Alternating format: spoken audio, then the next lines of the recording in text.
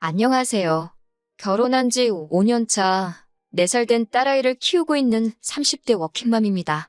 제 얼굴에 침 뱉기 같아서 친구들한테도 속 시원히 말해본 적 없는 제 사연을 오늘 이야기하려고요. 남편과 저는 일터에서 만났습니다. 매해마다 뉴스에서 하는 말이지만 제가 대학을 졸업했을 당시에도 취업이 쉽지가 않았어요. 그래서 저는 여기저기 입사 지원서를 내면서 저녁 시간에는 아르바이트로 용돈을 벌었네요. 여담이지만 대학에 입학한 이후로는 부모님이 등록금 내주시는 것만으로도 감사해서 적어도 용돈은 제 힘으로 늘 벌었었습니다. 그리고 지금의 직장에 들어오기 전 마지막으로 아르바이트를 하던 곳이 식당이었는데 남편이 그 식당의 사장이었어요. 남편은 저보다 8살이 많았고 사장이란 타이틀 때문인지 저에게는 그 이상으로 어른처럼 느껴지대요. 그리고 30대 중반이란 나이에 자기 가게를 꾸려나가는 모습도 그럴듯해 보였고요. 하지만 그런 생각과는 별개로 남편이 처음부터 이성으로 보이진 않았어요. 저희가 부부의 연을 맺게 된 건 훗날 남편이 보여준 노력 때문이었지요. 아르바이트는 3개월 정도밖에 안 했는데 남편은 이후로도 꾸준히 저에게 연락을 해왔고 제가 직장을 다닌 지 1년쯤 되었을 때는 저와 사귀고 싶다고 고백을 해왔어요. 그동안 저에게 줄곧 보여준 일관된 태도에 저는 남편이 진심이라는 걸 확신했고 이후로 저희는 1년 반을 사귀고 결혼을 약속했습니다. 하지만 결혼까지의 과정이 쉽지는 않았어요. 친정 부모님께선 8살이란 나이 차이를 탐탁치 않게 여기셨거든요. 게다가 남편은 위로 누나도 셋이나 있어서 어머님의 연세가 저희 할머니의 연세와 거의 비슷했지요. 그렇다 보니 친정어머니가 저더러 고생하게 눈에 뻔히 보인다고 하지 말라셨는데 그 이야기를 들은 남편이 자기는 무조건 제 편일 거고 든든한 방패막이 되어줄 거라며 저희 부모님께 거의 사정을 했네요. 결국 남편의 끈질긴 태도에 저희 부모님도 마음의 문을 열고 결혼을 승낙해 주셨고요. 하지만 결혼식을 코앞에 두고 생각지도 못한 상황을 맞닥뜨리게 되었습니다. 그건 바로 어머님과의 합가였지요. 저와 연애를 하던 당시 남편은 어머님과 둘이 살고 있었는데 남편이 말하기를 아버님은 몇 년 전 지병으로 돌아가셨다대요. 이후로는 누나들도 다 결혼했고 어머님 혼자 살게 할 수가 없어서 자기가 같이 살고 있다며 돈 때문은 아니라 했어요. 그리고 저는 그 말을 순진하게 믿었고요. 프로포즈를 하던 당시 남편이 말하기를 지금 남편과 어머님이 사는 집은 저희 신혼집으로 쓰자대요. 어머님은 신우들 중 한 명이 모시고 갈 거라고요. 사실 저는 직장 생활을 한 지 3년도 되지 않은 상황에서 결혼 준비를 하고 있었기 때문에 모아둔 돈이 4천 정도밖에 없었어요. 그렇다고 친정 부모님께 손을 벌리자니 친정도 상황이 여의치가 않았거든요. 그리고 솔직히 털어놓자면 마음 한편으론 남편이 저보다 나이가 한참 많으니까 남편이 저보다 모아둔 돈이 많은 게 당연히 정상 아닌가 그런 생각도 했었네요. 아무튼 그래서 남편이 어머님하고 살던 집이면 어떤가 집을 해오는 것만으로도 좋다 싶었지요. 그런데 식을 올리고 집에 가구며 가전이며 신혼살림이 하나씩 들어오는데도 어머님은 당신이 쓰시던 방을 안방에서 작은 방으로 옮기셨을 뿐 집을 떠날 생각이 없으신 눈치였어요. 결국 한 달 가까이 지났을 때 제가 남편더러 이게 어떻게 된 거냐 물었습니다. 도대체 왜 큰 신우는 어머님을 모시러 오지 않는 거며 왜 어머님은 짐을 싸지도 않으시는 거냐고요.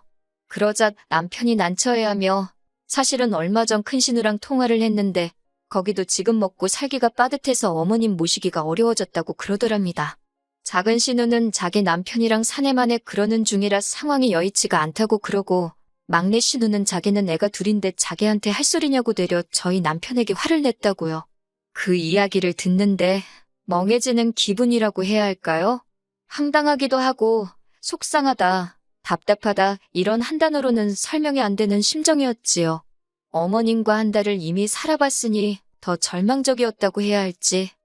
하지만 그렇다고 해서 신우 셋 다 못 모신다고 배째라는 식으로 나오는 마당에 기어이 그 집에다 어머님을 데려다 놓을 수도 없잖아요? 그래서 결국 어쩔 수 없이 저희 부부가 어머님을 모시는 합가 생활을 하게 되었습니다. 저희 어머님으로 말하자면 일단 나쁜 분은 아니세요. 아기를 가지고 내 아들 훔쳐간 나쁜 며느리 뭐 그런 식으로 저를 대하지도 않으셨고요. 하지만 어머님의 생활 방식이 저를 너무 힘들게 했습니다. 이렇게 표현해도 될지 모르겠지만 요새는 나이가 들어도 젊게 살려는 어르신들이 많잖아요. 그런데 저희 어머님은 행동하시는 것도 생각하시는 것도 옛날 방식에 머물러서 어떻게 바꿔보려는 시도 자체를 안 하시더라고요. 일단 음식하는 것부터 이야기하자면 남편이나 저나 집에서 식사할 일이 많지가 않아요. 남편도 저도 아침은 거르고 점심은 각자 일터에서 해결하니까요. 심지어 어머님, 당신도 아침잠이 많으셔서 아침을 안 드세요.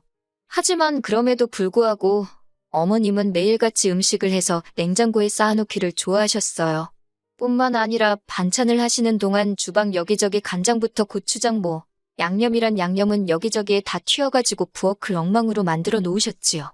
그리고는 하시는 말씀이 당신은 못 봤다 그러시는데 그래도 해주시는 그 마음에 감사해서 저도 못 봤다 하시면 더는 따지고 들진 않았어요. 그냥 그러려니 하고 치우는 거지요. 그런데 그뿐만이 아니에요. 반찬은 덜어 드시는 법이 없고 먹다 남은 음식은 뚜껑도 없이 그대로 냉장고에 집어넣어 놓거나 식탁에 둔 채로 치우지 않는 일이 일쑤였어요.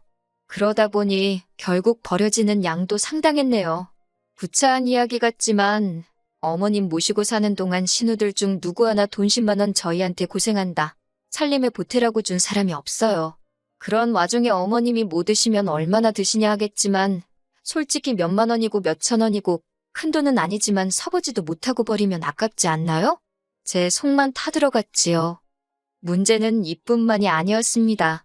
어머님과 합가한 지 1년 조금 지나서 제가 딸을 출산했어요. 이 과정에서도 정말 하나하나 다 이야기할 수는 없지만 사연이 참 많았습니다. 체력도 딸리고 힘들어 죽겠는데 아들을 낳아야 한다며 이래라 저래라 요구하시는 게 참 많으셨지요. 입덧을 하는 와중에도 아들 낳는 음식이라며 먹고 싶지 않은 걸 강요하시기도 일쑤였고요. 결국에 아이 낳기 전 1달, 출산 후 2달 총 3달의 출산휴가는 친정에서 보냈습니다. 이때는 어머님께서 당신 장손 데리고 어디 가느냐고 어찌나 노여워하시던지 참다 못한 제가 남편더러 어머님이랑 같이 있다가는 나도 뱃속에 애도 어떻게 될 것 같다고 했어요. 그제서야 남편이 어머님더러 적당히 하시라고 한마디 했고요. 이때 솔직히 결혼한 거 정말 후회 많이 했어요. 이렇게 살 줄 알았으면 친정 부모님이 말릴 때 파혼할 걸. 그런데 그때는 정말 파혼은 생각을 못했어요. 사람들의 시선도 무섭고 친정 부모님이 어렵게 허락해 주신 결혼인데 깬다는 게 자존심도 상했거든요. 제가 어리석었지요. 아무튼 그래도 무사히 건강한 딸애를 낳았고 그렇게 손자 타령만 하시던 어머님도 처음엔 탐탁지 않아 하셨지만 이내 손녀도 예뻐는 해주시더라고요. 그런데 문제는 그 예뻐해 주시는 방식이 정말 엄마로서 옆에서 보고 있기 힘들었다는 거예요. 일단 저희 어머님은 행주와 걸레에 구분이 없으세요. 당신 눈에 깨끗해 보이면 그것이 행주요. 더러워 보이면 그것이 걸레입니다. 그리고 행주를 행주로만 쓰시면 좋은데 걸핏하면 그걸로 딸의 입을 닦아주시고 손도 닦아주시고 그러는 거예요. 그나마 육아휴직 때는 제가 애 옆에 거의 붙어 있었으니까 어머님께 하지 마시라고 어머님을 말릴 수는 있었는데 회사에 복직을 하려니 어머님께 온전히 아이를 맡기기가 솔직히 불안하대요. 그래서 결국 돌도 안 된 아이를 어린이집에 보내기 시작했어요. 아이가 어린이집에 갔다가 집에 오면 4시쯤 되더라고요. 저는 퇴근하고 불이 나게 집에 오면 6시가 안 되었고요. 그러니까 어머님이 봐주시는 건 2시간 남짓이 전부였어요. 그런데 이걸 가지고도 신우들이 트집을 잡고 자기들이 봐주는 것도 아니면서 생색을 내기 시작했지요. 시어머니랑 같이 안 살았으면 어쩔 뻔했냐. 세상에 이런 시어머니가 어딨냐. 집안일도 다 해주지 않냐. 집안일, 말이 나와서 말이지만 전 정말 어머님이 차라리 아무것도 안 하셨으면 좋겠다 생각한 게 한두 번이 아닙니다. 저희 어머님께서는 옷은 무조건 삶아야 깨끗하다고 생각하시는 분이세요. 그래서 옷의 소재고 색이고 그런 건 싹 다 무시하시고 무조건 다 삶아대기 일쑤셨지요. 그렇게 어머님 때문에 못 쓰게 된 옷이 한두 벌이 아니었던 제가 결국엔 제발 그냥 하지 마시라고 사정을 하기에 이르렀습니다. 하지만 어머님께서는 제가 하는 말은 듣지도 않으시고 심지어 제가 꺼내놓지 않은 옷들까지 저희 부부 옷장에서 꺼내다 삼기 일쑤셨어요. 제 속옷에도 마음대로 손을 대셨고요. 결국 제가 괴로워하는 모습을 본 남편이 어머님더러 제발 좀 그만하시라 하니까 그때는 오히려 당신은 저희를 도와주고 싶어서 그런 건데 자식들이 애미 마음도 안 알아준다면서 서운하다며 들어누우시대요. 그러자 신우들이 또 쫓아와가지고는 니들이 뭔데 시어머니를 무시하냐 어쩌냐. 그러면 자기들이 모시고 가던가. 정말 그 소리가 목구멍 끝까지 올라오더라니까요. 그렇게 이후로 시간이 흘렀습니다. 짧은 세월이 흐르는 동안에도 별의별 황당한 일들을 겪었지만 가장 최근의 사건만 이야기해볼게요. 얼마 전 어머님의 생신이었습니다. 신우들이 저와 남편에겐 상의도 없이 어머님 형제분들까지 저희 집으로 오시게끔 초대를 했더라고요. 솔직히 남편이 자기도 몰랐다는데 그게 사실인지 아닌지는 모르겠어요. 아무튼 그래서 저희 집에 10명도 넘는 시댁 식구들이 모이게 되었습니다. 그런데 이게 무슨 상황인지 저를 가운데 앉혀두다시피 하고는 말 그대로 취조를 하더라고요. 저더러 이 집에 시집와서 뭘 했냐. 남편이 집도 해가고 시어머니가 애도 봐주는데 시어머니 용돈은 얼마나 드리냐. 왜 시어머니를 방치하느냐. 진짜 억울하고 황당해서 그 자리에서 딱 죽어버리고 싶은 심정이었지요. 하지만 이내 제가 뭘 잘못했다고 이렇게 당해야 되나 싶어서 저도 따다다다 그동안 속에 품고 있던 생각들을 토해냈습니다. 저 이 집에 시집 올 때 딱 한 번 보고 오늘 처음 보신 분들이 저에 대해 알면 얼마나 안다고 이러쿵저러쿵 떠드는지 어이없다는 말이 이럴 때 쓰는 거구나 싶더라니까요. 남편이 저보다 8살이나 많고 집도 분명히 우리 둘이서만 살 거라고 해서 그 말 믿고 시집 왔다. 어머님이 아예 안 봐주셔도 되니까 약속했던 대로 신우들 중 누구든 제발 모시고 좀 가라. 그리고 어머님 용돈만 드리는 게 아니다. 옷장 안에 옷도 다 우리 돈으로 산 거다. 그래도 어머님 우리 딸 내복 한 벌 안 사주셨다. 신우들도 나한테 뭐라 할 자격 없다. 여기 나한테 말 한마디라도 고생한다 수고한다 한 사람 있냐. 진짜 왜들 이렇게 뻔뻔하냐고 쏘아붙이고는 남편을 노려보면서 어머님하고 따로 살자고 소리를 빽 질러버렸습니다. 그러자 시댁 어른들 중 한 분이 저더러 어디서 가정교육을 그따위로 받았냐며 삿대질을 하시길래 말씀 함부로 하지 마시라고 받아쳤네요. 남편도 이번엔 확실히 제 편을 들어야겠다 싶었는지 시댁 어른들더러 집집마다 사정이 있는 거라며 모르면 가만히들 계시라 한마디 했고요. 남편의 태도를 본 신우들이 그제서야 한다는 소리가 우리 막둥이가 여우 같은 마누라를 만나더니 변했다고 수근거리대요.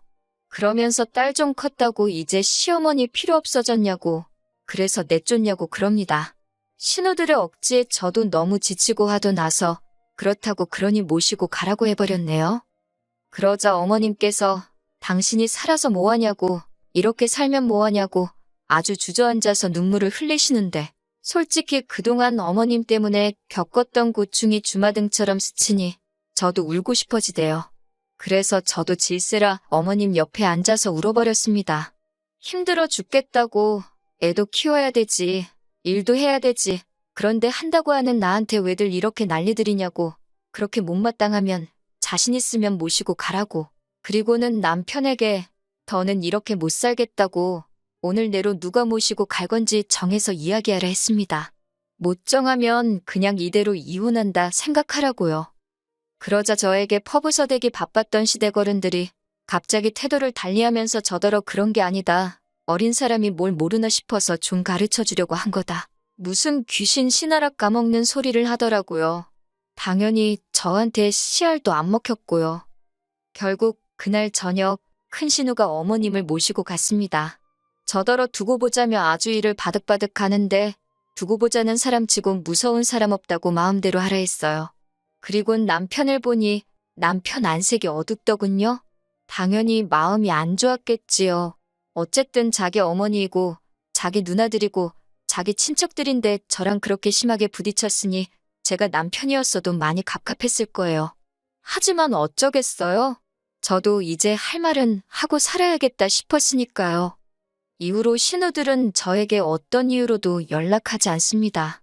명절에도 오란 소리도 없고 온다 소리도 없어서 작년 추석도 간단히 몇 가지 음식만 사다가 남편하고 먹었고요.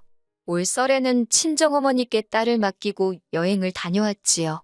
신우들이 무슨 생각을 하고 있는지는 모르지만 궁금하지도 않아요.